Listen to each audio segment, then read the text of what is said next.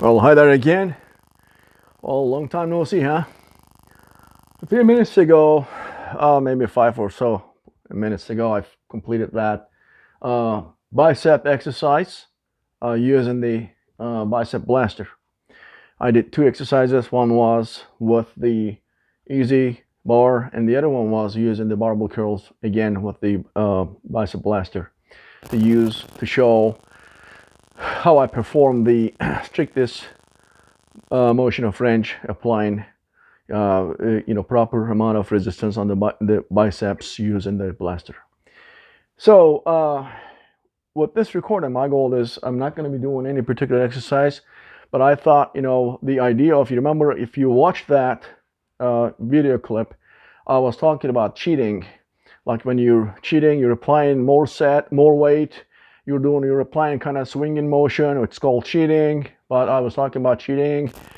At times, if it's done properly, it serves a purpose. But again, it must be done in the right context properly. So, speaking of that, I thought it was important. It's important to basically revisit very important concepts in workout, strength training, bodybuilding, weight training, whatever it is, powerlifting, whatever it is you call it, or Olympic style weightlifting. So I just want to touch base again those fundamentals, because they are fundamentals of workouts using weights in general. They're called resistance training. Why resistance training? Obviously, you're resisting against weight. So the weight, set, and repetition, weight, set, and rep combination. It sounds simple, right? Weight, set, and rep. Those of you who've been doing this long enough, in that simple sounding context, there's a whole lot of things going on in that trio: weight, set, and rep. So first off, let's look at the purposes those weights are used. First off, for what purposes they're used, they're serving, and how they are basically distributed. In bodybuilding,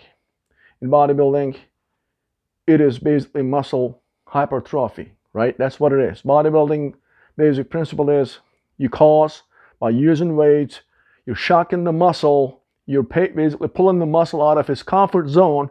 To do this, you got to shock the muscle, meaning you got to break the fibers.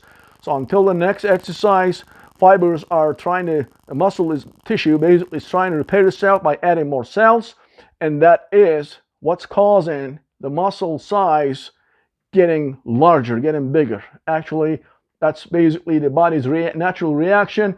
You hit the muscle, you shock it, you pull it out of its comfort zone, and the muscle is trying to accommodate that by repairing the muscle tissue by adding more cells. That is the underlying fundamental principle of bodybuilding. So to do this, for bodybuilding purposes, they're typically using 6 to 8, or if you're doing lighter weights, more kind of cut cycle, 8 to 12 reps. Some even go up to 15 reps. In the kind of heavier building, bulking up phase, usually about 6 reps. So those are reps, again, for bodybuilding purposes. And the amount of weight is adjusted in such a way that when you do the last 1 or 2 reps in the same set, the last 1 or 2, you gotta have fair amount of difficulty. It is sometimes almost called failure, to the point of failure, to the point of exhaustion. The last last rep should come out difficult. If the last set is coming as easy as the first rep, then you got to increase the weight. If you're trying to stay in that rep range, then you got to increase the weight. That's what it is called, the shocking principle, shocking the muscle principle. Shocking means basically your muscles are accustomed to a certain weight.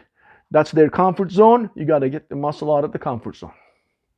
So that's bodybuilding side. If you're doing powerlifting, that's a whole different ball game. Then your reps are actually very low. usually 2 to 3 reps each set, and you try to go as heavy as possible. Again, the powerlifting is different than bodybuilding. You're not trying to increase your muscle size, but you're focusing only on strength. That doesn't mean bodybuilding is not adding strength. It is. But the goal is not that. Strength is a kind of almost a afterthought, so to speak. The goal of bodybuilding is increasing the muscle size, which is called muscle hypertrophy. Powerlifting is only lifting heavier weights. Powerlifting competitions are comprised of 3 moves. Those are bench press, deadlift, and squats. Those 3. They combine and add them up, those 3 lifts, and that basically define your total score in powerlifting. In Olympic weightlifting, it is completely different world. There are 2 lifts in Olympic weightlifting. One is clean and jerk, the other one is snatches. 2 lifts, clean and jerk and snatches. And typically, weightlifter guys or gals, when they practice, they only do 1 rep. Each set, 1 rep. I repeat, each set, 1 rep, not even 2. Their goal is not pumping up the muscle like in bodybuilding. Their goal is to first off, to master the technique, the lifting technique, which has extreme importance, the proper technique. And as mastering the technique, adding the strength also, so they can lift heavier weights. So there are 3 main exercise or principles or disciplines using weights. And let's say, let's focus on now Olympic style weightlifting is kind of way different world, and let's leave it out. Now let's, for the time being, let's focus on muscle building, strength training, bodybuilding, some kind of combination of those. And look at the weight, set, and rep combinations. When I say, for instance, if you remember when I was saying cheating, like, when you're doing barbell curls, this, I said, you remember, this is cheating. You're swinging like this. You're trying to do barbell curls, that's called cheating. And normally, to hit the muscle in an isolated manner, you should be strict, and you should hit the muscle as strictly as possible without much cheating or swinging motion. But cheating has its own purpose. Again, if it's done properly, what it is this. It is important that as you exercise, keep working out, your muscles should get used to, should accommodate the weight you're using. Therefore, you got to apply heavier weights and heavier and heavier. By doing that, your muscles are trying to repair the muscle tissue and getting larger. There is a fine balance here. If you only focus on the weight and you're losing the muscle and mind connection, you're kind of focusing on the strength side only. And yes, maybe you're lifting heavier, but you're bringing other muscle groups into motion by, like in this case, if you're swinging like this, you're bringing your lower back muscles into the motion, and you're kind of defeating the purpose. So you got to be aware of those things, and sometimes you cheat because there's a psychological barrier. Like, okay, this weight is, you say, for instance, you're doing this with 130 pounds, and you want to do this 150, but 150, 160 is so heavy, you're avoiding that, but you should get stronger. So because the underlying principle, one of the fundamental principles is, if you can lift heavier weights, your muscles are going to grow bigger. Heavier weights, there's a strong correlation between heavier weights and bigger muscle size. We're not talking about yet symmetry or other things that go into bodybuilding. I'm talking about muscle size. What is the name of the sport? It is bodybuilding. What is bodybuilding saying to you? Building muscle size. What else you're building? You're building the muscle mass. To add muscle mass, what do? You gotta lift heavier and heavier weights. Let's make things simple. When you go to gym, guys, do you work out with 5-pound dumbbells, barbell curls? Funny, ridiculous. Why is that ridiculous? Because they don't do anything, right? Okay, so let's say somebody, what would be the, how do you define heavy for you? Typically, the principle is, for instance, bench press. On bench press, you find your 1 rep maximum. It doesn't have to be that strict. This is actually, this is how they go in powerlifting. You find a weight that you can barely lift. Let's call it 1 rep max.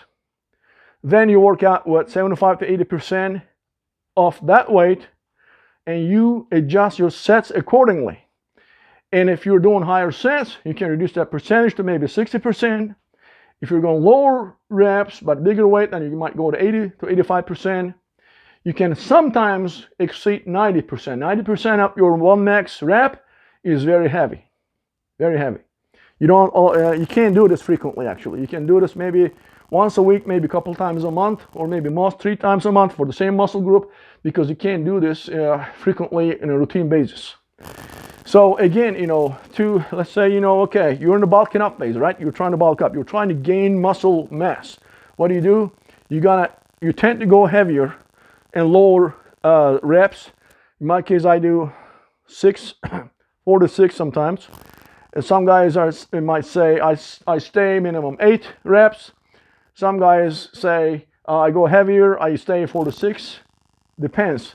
There is no right, there are rule of thumbs, they're kind of guidelines, but there is no exact answer like, this is the only right way and anything outside of it is wrong. You can't say that, because those things kind of change from person to person, because everybody's metabolism is different, body type is different.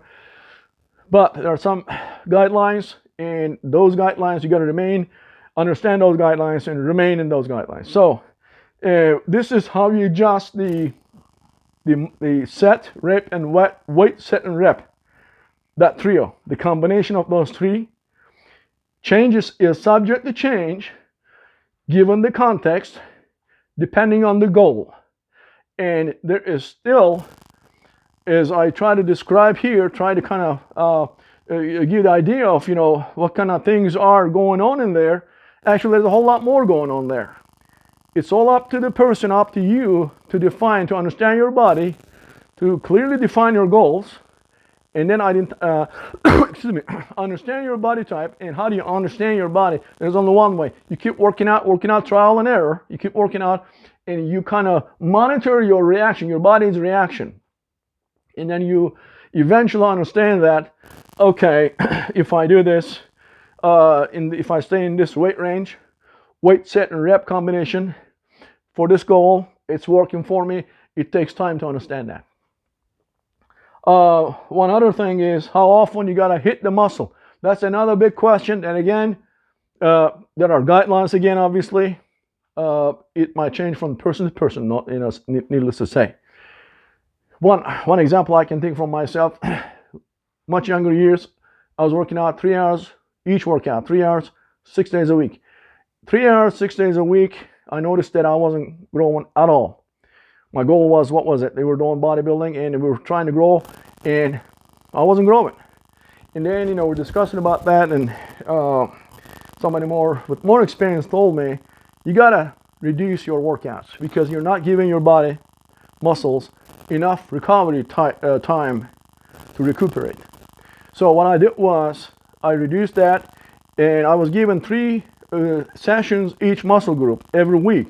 I reduced it to 2 sessions per muscle group every week. After switching to that mode, I started growing again. So I realized that this guy was right.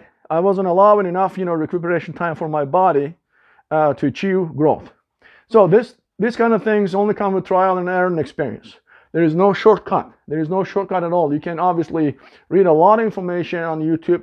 Listen, read, whatever, and learn guidelines. Absolutely. This is a matter of also kind of educating yourself, training, reading, catching up the information. But the best teacher, again, is experience. And the best teacher is yourself, your own body, by working out, trial and error, and monitoring and being always very conscious. Being very careful, conscious about what you're doing. And I would recommend, I don't know, everybody does it differently. taking notes or whatever, every training session, maybe, putting comments, numbers, whatever. I mean, everybody's different, but you got to somehow find out a way to monitor your routines to figure out what's working best for you. So again, the purpose of this recording was to actually focus on talk about the weight, set, and rep combinations, because and also how often you got to hit the muscle groups for growth. And again, it's something a lot of people say. A lot of people with a lot of experience in this area would say, people get so anxious and all worked up about working out and everything, and then they work out actually more than they need to. So too much, what is called overloading. If you overload your muscles, they're not going to grow. You're going to hit plateau. So again, it's going back to the same fundamental principles. Bodybuilding muscle mass cycle. The muscle growth cycle starts when you go in the gym, you hit the weights, you work out. You just did one part of the muscle growth process by hitting the muscles. Again, you remember I said you got to shock the muscles. You shock your muscles and you pull the muscles out of their comfort zone, so they have to improve to accommodate that resistance. Then you go home and you eat. You eat right, nutrition. And then you have a good night's sleep. Let your muscle group recover.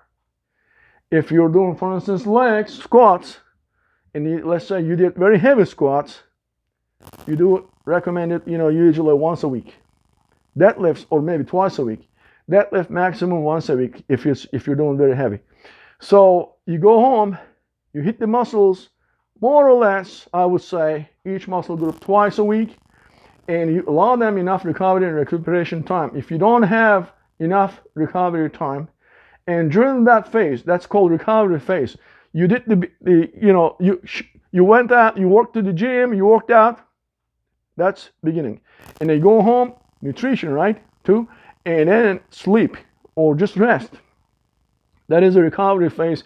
The actual building, muscular growth, actual hypertrophy phase is taking place when you're resting. In fact, even when you're sleeping. That's where the actual growth is taking place. But what triggered that growth is, you went to gym, you worked out, you lift weights.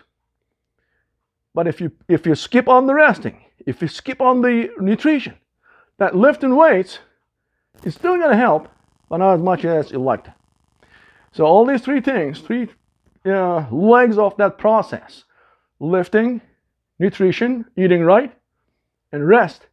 Those three things, if you have them right and you are consistent with your routine, you're persistent, you're consistent, you're dedicated to what you're doing, then most likely you're going to achieve the results that you're thinking about, you're envisioning.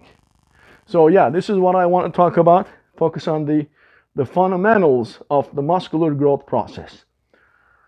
Thank you very much.